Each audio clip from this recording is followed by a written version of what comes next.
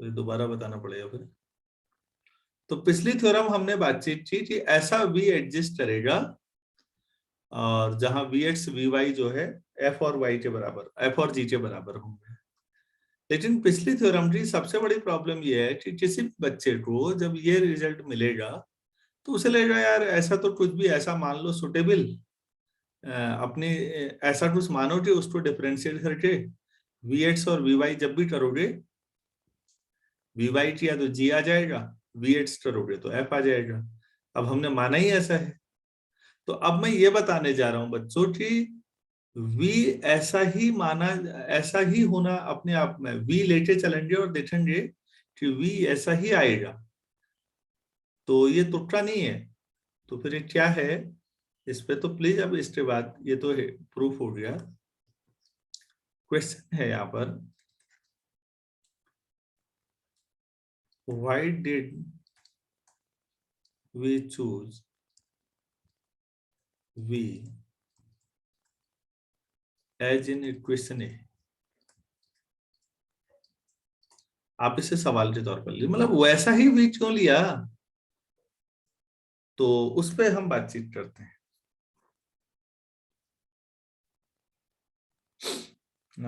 हमने देखो बच्चों, अभी हमने लिखा था प्रूफ में वी वाई जो था वो क्या आया था जी, ऐसा आया था।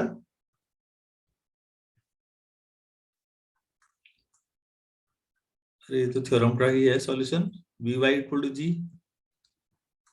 Integrating yes sir. With respect to y कर देते हैं, चलो वीजे अब वाई के रिस्पेक्ट में इंटीग्रेट करिए तो ये तो v हो जाएगा, फिर यह इंटीग्रेशन साइन आ जाएगा, ठीक है। y के रिस्पेक्ट में कर रहे हैं आप, कहीं से स्टार्ट करिए। जो g है x तो x ही रहेगा, y वेरिएबल है। अब लेफ्ट साइड का y भी है तो मैं इसको वेरिएबल t ले लेता हूं, और जो t है वो y तक जाएगा तो अपने आप t जो लास्ट में y आ जाएगा। और यहाँ किसी कांस्टेंट से ले लो तो मान लो ये b से शुरू होगा। एक्चुअली ये वोल्टेरा और फ्रेडहोम टाइप की इंटीग्रल इक्वेशंस जब आप पढ़ते हैं ना, कहीं पीजी में पढ़ेंगे तो आपकी समझ और बेहतर बनेगी। तो मैं रिपीट कर रहा हूं इस लाइन को कि आपके पास क्या आना चाहिए था, प्लस समथिंग, कोई कांस्टेंट आना चाहिए ना। प्लीज ध्यान दीजिएगा, मैं इसको, ये बहुत सरल चीज है, मैं रिपीट कर रहा हूं यहाँ पर एक बार और। Del b upon del y आपके पास था जी, जी एक्स और वाई का फंक्शन है, वी भी एक्स वाई का फंक्शन है। इंटीग्रेट किया वी एक्स वाई, तो इसका इंटीग्रेशन होगा जी एक्स वाई होना चाहिए, लेकिन क्योंकि आपने y के रिस्पेक्ट में इंटीग्रेशन किया है तो y वेरिएबल है, तो क्या वेरिएबल को t लिख के इंटीग्रेशन अप टू y लिख सकता हूँ, कोई फर्क पड़ेगा? No sir. No sir. अच्छा, नॉर्मली आदत पड़ी है कि जीरो से शुरू कर दो, लेकिन जीरो से ही होना जरूरी नहीं है, किसी भी कांस्टेंट से शुरू कर लो, b से, b जीरो भी हो सकता है, कोई दिक्कत नहीं। प्लस कांस्टेंट होना चाहिए बच्चों, कांस्टेंट ऐसा फंक्शन भी तो हो सकता है जो एक्स्ट्रा फंक्शन हो। आप कहेंगे सर ये क्या है, मैं रिपीट कर रहा हूं, आप नीचे से फिर ऊपर वाली लाइन लाओ तो del v upon del y लाओ तो, यस सर, 5x 0 हो जाएगा। हाँ बच्चों, ये पार्शियल डेरिवेटिव को जब इंटीग्रेट करोगे ना, आप ध्यान दीजिएगा, आप लोग अभी तक नॉर्मली जो करते थे differential equation solve, d y upon d x equal to f x, तो y equal to integration of f x g x plus some constant c, ताकि दोबारा अगर डिफरेंशिएट करें तो ऊपर वाली लाइन आ जाए। यहाँ ठीक है, यहाँ एब्सोल्यूट कांस्टेंट आएगा, लेकिन ऊपर पार्शियल डेरिवेटिव था, del b upon del y था बच्चों, तो कांस्टेंट तो वो भी हुआ जो एक्स्ट्रा फंक्शन है,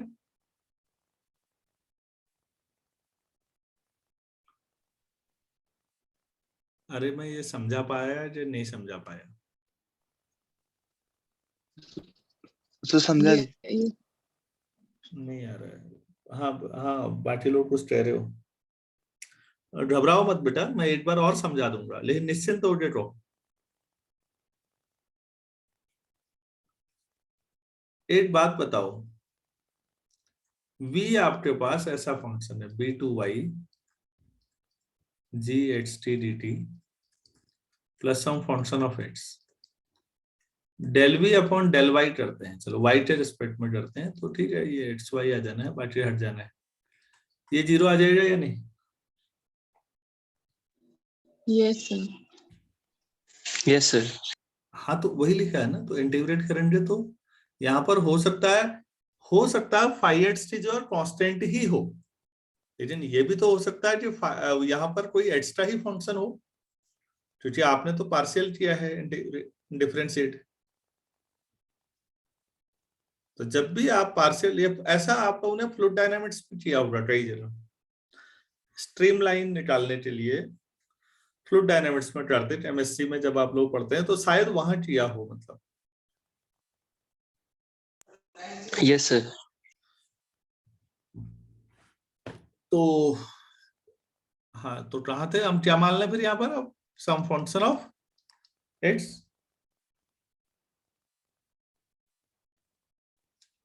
फाइव एक्स के बारे में बताना पड़ेगा कि फाइव एक्स C1 फंक्शन होगा, एक बार किया जा सकता है वह, पर five x is some C1 function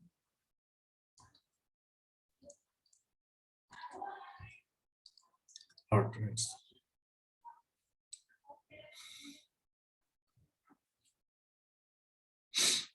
अच्छा, अब हमें एक चीज और चाहिए, since we need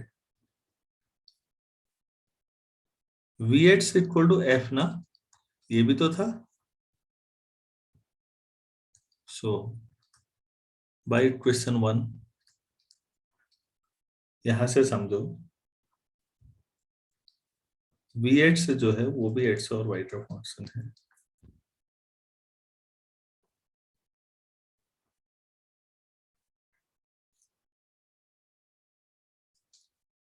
इसको क्वेश्चन नंबर क्या मान ले, 1 मान ले, लो, या b मान लो, आपके नंबरिंग गड़बड़ाएगी नहीं। इसको x के रिस्पेक्ट में करना है बच्चों अब, तो b2y del by del x of g(ht)dt, और x के रिस्पेक्ट में कर रहे हो तो फाइव एक्स्ट्रा क्या हो जाएगा, तो एक्स्ट्रा ही है, तो फाइव डैश एक्स, ये ठीक है। Yes sir. Yes b2y del g by del x को अभी हमने पीछे भी ट्रांसफर किया था, क्या लिखा था, del upon del y of f. अरे याद है, ऐसा प्रूफ में भी किया था, yes sir. Yes sir. Plus five dash x.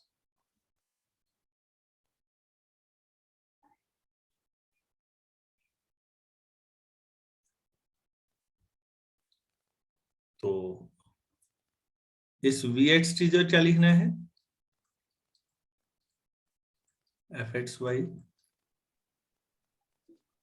ये तो लिखना था, ये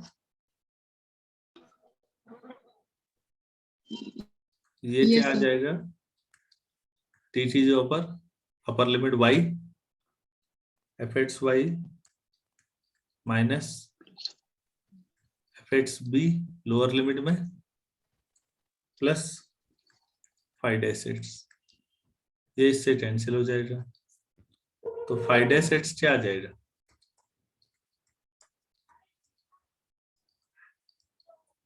fxb आ जाएगा,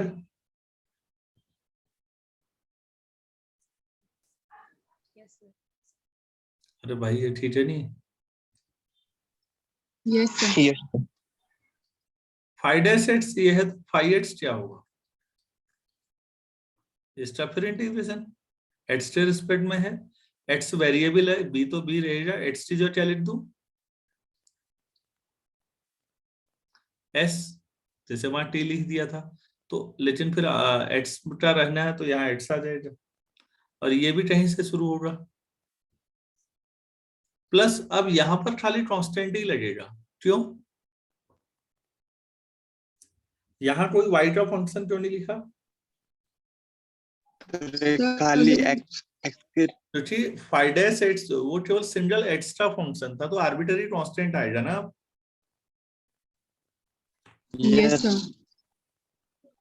तो फिर वी फाइव एक्स ऐसा आ गया, तो बच्चों आपने वी एक्स वाई कैसा लिखना है फिर? इक्वेशन बी में रख दूं, yes from b v x y कैसा लेंगे फिर आप? B to y g x t d t plus five x क्या आया, a to x f s b d s plus c, ऐसा ही आया देखो। अब ये तो आर्बिट्ररी कांस्टेंट है, कोई भी रियल नंबर, ये जीरो भी लाया जा सकता है, इससे कोई फर्क नहीं पड़ता। बाकी फंक्शन यही लिया था हमने। Yes sir Yes, sir. तो पिछली थ्योरम में ऐसा लेना क्यों जरूरी था कि यही आएगा, वी इसके अलावा आप कुछ नहीं ले पाएंगे। मैं रिपीट कर रहा हूं पूरे प्रूफ को, आप इसको ध्यान से समझिएगा, प्रूफ बहुत छोटा सा है ये, इतना ही समझाया मैंने अभी तक कि why did we choose v x y as in equation A जो था। भाई आपको कंडीशन क्या है, v y g x v y equal to g मानना है आपको, तो v y equal to g लोगे तो वी कैसा होगा, इंटीग्रेट कर दो, तो इक्वेशन बी समझ में आ गई होगी। Yes Yes, sir. यस अच्छा, अब आपके पास फाइव एक्स, आपके पास C1 फंक्शन है, मतलब इसका जो फर्स्ट डेरिवेटिव है वो कंटिन्यूअस रहेगा। चलो ठीक, आपके पास v x equal to f b है, तो ये इसी इक्वेशन बी को डिफरेंशिएट करो, वी एक्स निकालो और उसकी जगह एफ लिख दो, बस हो गया। फाइव एक्स आ गया, उस फाइव एक्स को इक्वेशन बी में रख दो, आपको खुद पता चल जाएगा कि अच्छा बी ऐसा ही आना था।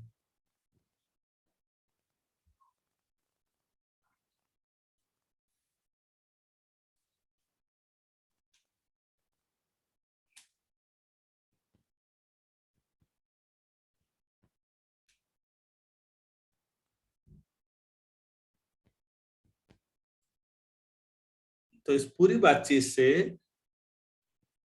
हम लोग जो कर रहे हैं ना वो डायरेक्टली अप्लाई तो क्या हो पाएगा, सवाल करना अलग चीज है, लोग तो न्यूमेरिकल अप्रोच पे चलते हैं।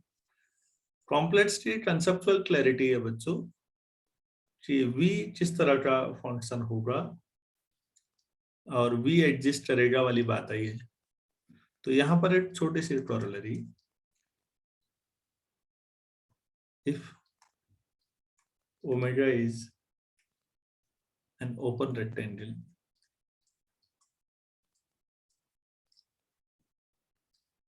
आप इसको इन जनरल भी कर सकते थे, और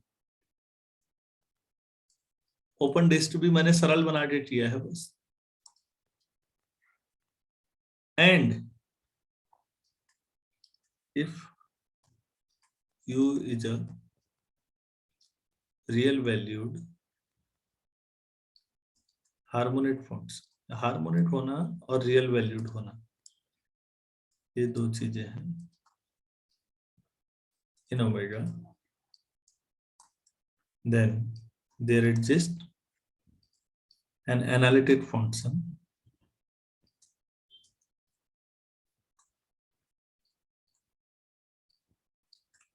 f in omega such that u equal to real part of, अगर u है तो गारंटी है कि एनालिटिक फंक्शन मिल जाएगा आपको जिसका रियल पार्ट u होगा।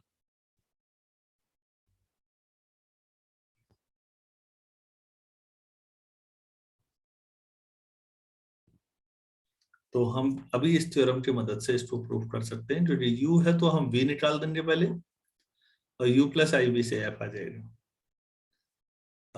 लेट अस पुट ये केवल कॉरोलरी है छोटी सी, उसी से आ जाएगा। F equal to minus of u y कर देंगे, क्योंकि यू है ही और यू C2 फंक्शन होगा, लाप्लास का सॉल्यूशन है। एंड जी कैसा ले लेंगे बच्चों, यू एक्स, हम ऐसा ले लेंगे। तो फिर जो एफ और जी है इनका एक बार डिफरेंशिएशन और हो सकता है। तो ये दोनों C1 फंक्शन है ओवर ओमेगा, ठीक है। सिंस आप कह रहे हैं कि यू लाप्लास को सेटिस्फाई करता है, तो डेल स्क्वायर यू 0 होगा इन ओमेगा।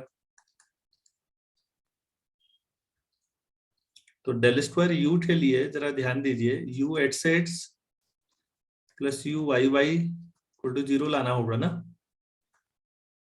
लिख लो यार ऐसे, u y y 0, del y del x of u x equal to del upon del y of minus u y, ऐसा आएगा।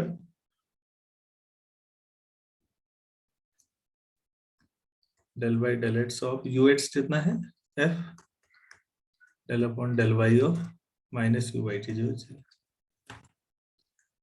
ये ठीक है ना, यहाँ तक ये लिख सकते हैं। Yes. Yes sir.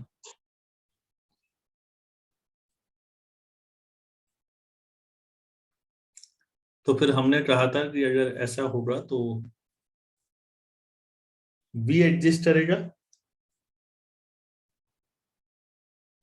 सो बाय अबव थ्योरम या previous theorem,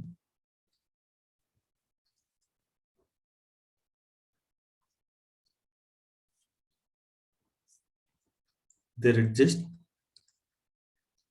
a real valued function B। हम लोगों को ये फालतू थ्योरम लगती है, हमें लगता है इसमें क्यों सर दर्द रहे हैं। अरे भाई V हमेशा एडजस्ट करेगा या नहीं करेगा उसकी गारंटी तय कर रहे हैं हमें, क्योंकि ऐसे सवाल होते थे हमारी किताबों में आसान, जहां V हमेशा मिल ही जाता था। और V जो था वो C2 होगा U की तरह पर, सच दैट Vx भी F होगा, और ये है माइनस यू वाई दिया हुआ स्टेटमेंट, और Vy G होगा वो UX है, और ये दोनों ओमेगा के अंदर।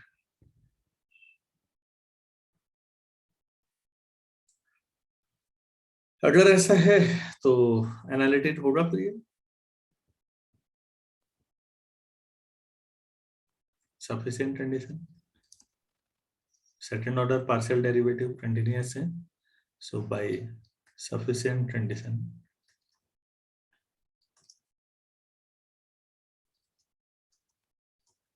For analytic function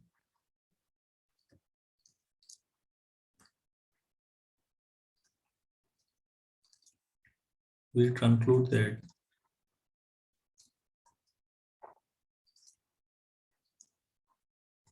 U plus IB, that is capital F, is analytic।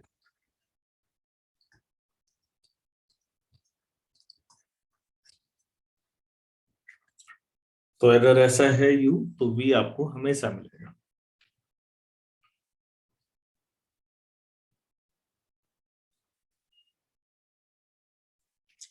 इनको 2-3 बार पढ़िएगा, जो बच्चे पहली बार पढ़ रहे हैं आपको लगेगा कि आज वाला बहुत बोरिंग पढ़ा रखा है मैंने, लेकिन बच्चों जब कभी MSc PhD पे जाओगे ना, तो ये पढ़ाने वाला कोई नहीं मिलेगा, सवाल कराने वाले सब मिलेंगे, तो वैल्यू समझ में आएगी फिर।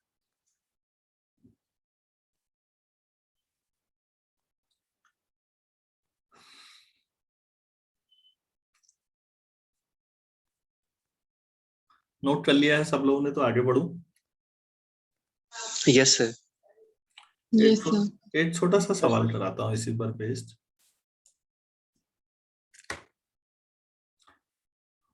मैंने देख लिया कि जो पॉपुलर पढ़ाने वाला है मास, वो एक अलग चीज है, वो बहुत डीप क्वेश्चंस पे जाता ही नहीं है जो हमारे यहाँ चलता है। डीप पे कोई जाएगा तो एनपीटीईएल वाले होंगे या कुछ ऐसा, तो वो कोई पढ़ता नहीं है, बाकी पे कोई जाता नहीं। क्वेश्चन देखिएगा, कितना अच्छा सवाल है। Given an analytic function,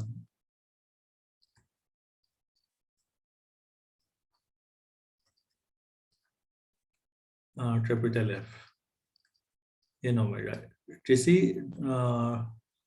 reason में, मतलब ओपन कनेक्टेड डोमेन, डोमेन का मतलब ओपन कनेक्टेड ही मान रहे हैं हम कॉम्प्लेक्स में, तो उसमें मेरे पास कोई एनालिटिक फंक्शन है।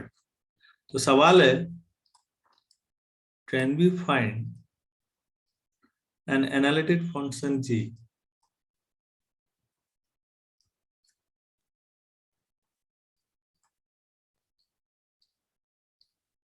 such that g dash z equal to f z। कभी अगर कोई आपको एनालिटिक फंक्शन मिले तो क्या कोई दूसरा एनालिटिक फंक्शन आप ढूंढ सकते हैं हमेशा जिसका डिफरेंशिएशन करके एफ जेड आ जाए? क्या गारंटी है?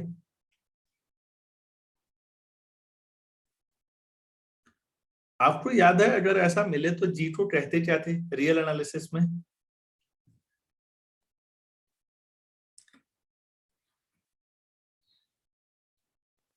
क्या जी को एफ का एंटी डेरिवेटिव बोलेंगे यस सर। या प्रिमिटिव?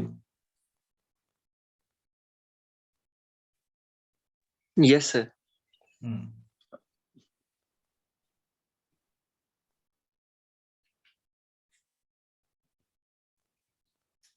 तो एक थ्योरम तो ये लानी पड़ेगी अब कि ऐसा कोई एग्जिस्ट करेगा। अभी तो मैं कह रहा हूं अगर ऐसा होगा तो फिर ये आपका एंटी, तो जी को आप एंटी डेरिवेटिव या प्रिमिटिव बोलेंगे बच्चों। मैं क्या लिख रहा हूँ, इफ से शुरू कर रहा हूं मैं, हाँ होगा नहीं कहा मैंने, ऐसे सोच रहे, इफ द आंसर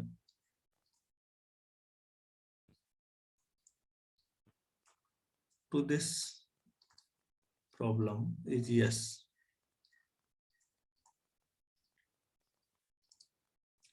अगर ऐसा है तो हम जीरो क्या करें, then we call g as primitive. इस शब्द का मतलब समझिएगा आप, प्रिमिटिव क्या होता है कहेंगे तो आप बताइएगा क्या प्रिमिटिव मतलब एंटी डेरिवेटिव।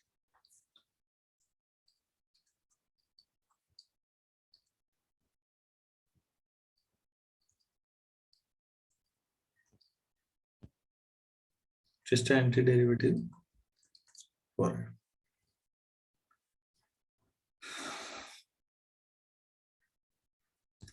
अगर ऐसा होगा तो ये, तो उसको प्रिमिटिव कहते हैं। और प्रिमिटिव में अगर किसी फंक्शन के एक से ज्यादा प्रिमिटिव मिल भी जाए, फिर सवाल ये भी आता है कि प्रिमिटिव यूनिट होता है, तो आप कहेंगे दो प्रिमिटिव अगर एफ के मिलते हैं तो उनमें केवल कांस्टेंट का अंतर, ये भी तो सवाल हो सकता है। इसी में लिख देता हूं, any other anti derivative of f या primitive of F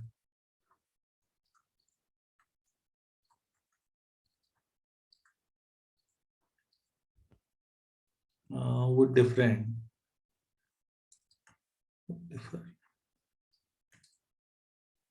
from G by a constant। ये इस सवाल का जवाब है कि कैसे फंक्शन का एंटी डेरिवेटिव यूनिट होता है। तो ये कैसे प्रूफ करोगे, late G1 and G2 be two primitives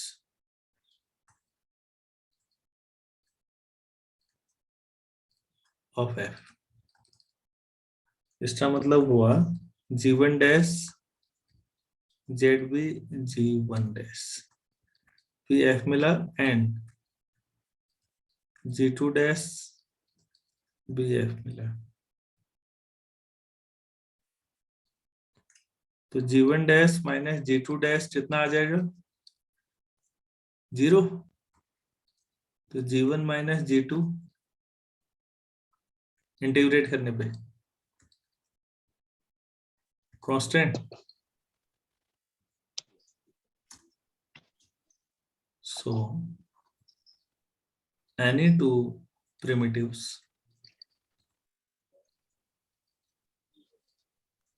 of f differ by a constant only.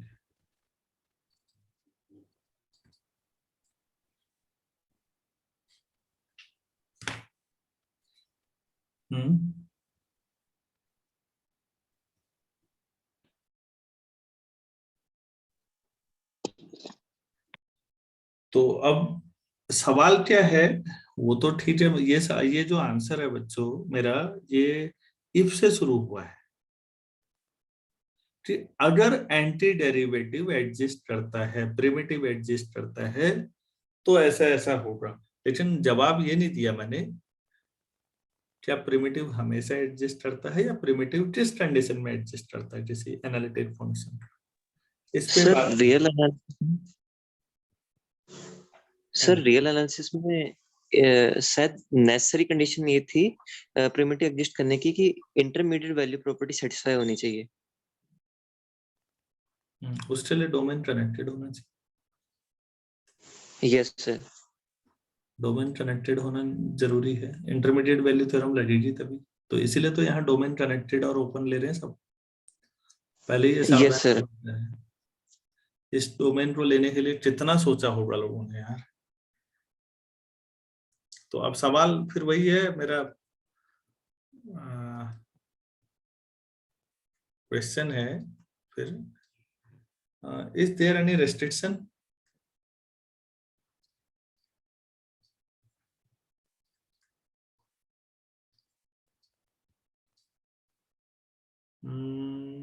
Restriction किस पे? On omega for the existence, किसकी एग्जिस्टेंस पे?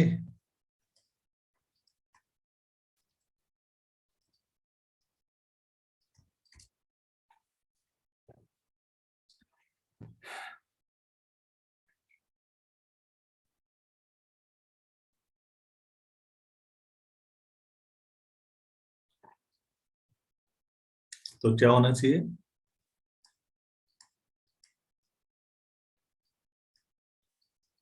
अरे यार चले क्या, ओमेगा क्या होना चाहिए? रीजन, रीजन का मतलब ओपन कनेक्टेड से, कनेक्टेड मतलब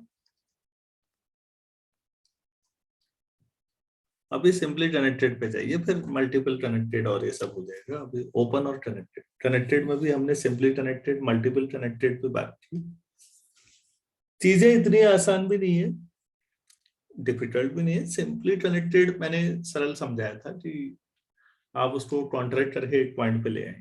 ज्योमेट्रिकली इतना पर्याप्त है, लेकिन टोपोलॉजिकली हमें और भी चीजें समझनी है फ्यूचर में।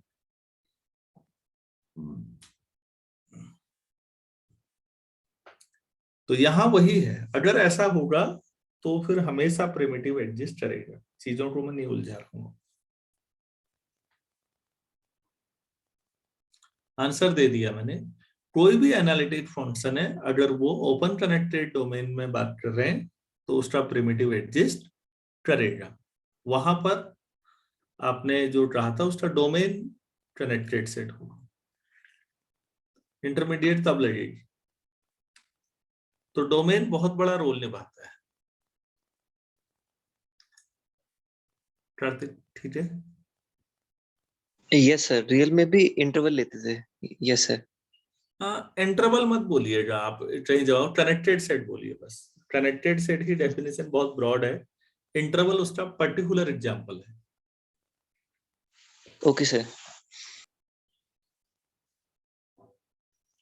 तो मैंने ये कंटिन्यूटी पढ़ाते समय भी कहीं पढ़ाया होगा रियल एनालिसिस में।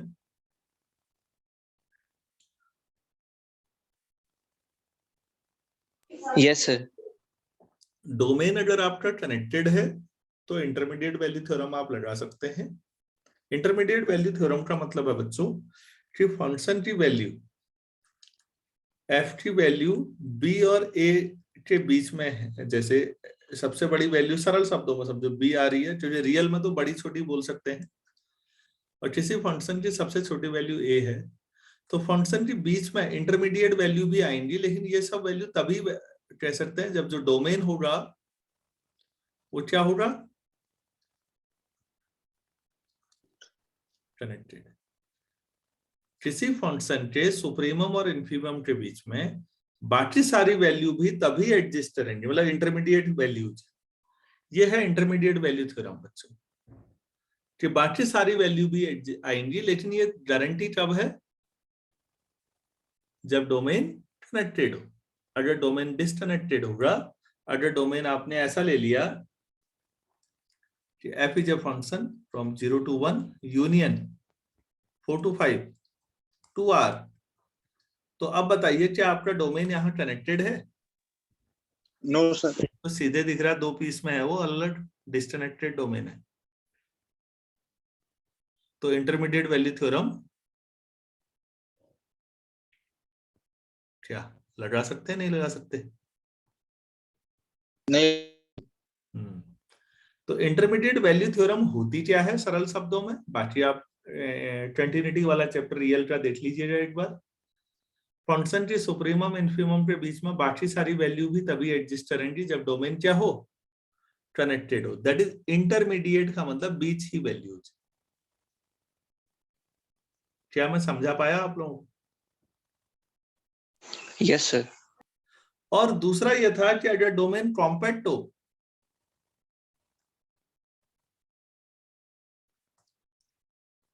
डोमेन कॉम्पैक्ट है, तो जो एफ है वो अपनी मैक्सिमम वैल्यू को सुप्रीमम को भी अटेन करेगा। जब अटेन करेगा तो वो मैक्सिमम बन जाएगी, और इन्फीमम को भी अटेन करेगा जो मिनिमम बन जाएगी। वरना एफ अपनी इस वैल्यू को प्राप्त नहीं कर पाएगा। इसको प्राप्त तभी कर पाएगा जब डोमेन क्या हो आपका, कॉम्पैक्ट। हाँ जी, इसको कहते हैं मैक्सिमम और मिनिमम, क्या बोलते थे थ्योरम में, मतलब इसमें फंक्शन अपनी मैक्सिमम मिनिमम वैल्यू को गेन कर पाता है। डोमेन कॉम्पैक्ट होने का बड़ा फायदा रियल में, किसी ने पूछा उन्हें, अरे सर फिर उस समय फंक्शन अपनी ना सुप्रीमम इन्फीमम को अटेन कर सकता है, और जब किसी फंक्शन ने अपने सुप्रीमम को प्राप्त किया तो उस सुप्रीमम को अब मैक्सिमम बोल देते हैं, एक पर्टिकुलर नाम दे देते हैं। मैक्सिमम और मिनिमम वो वैल्यूज है जो फंक्शन अटेन कर सकता है, सुप्रीमम इन्फीमम वो है जो जरूरी नहीं है फंक्शन अटेन कर पाए।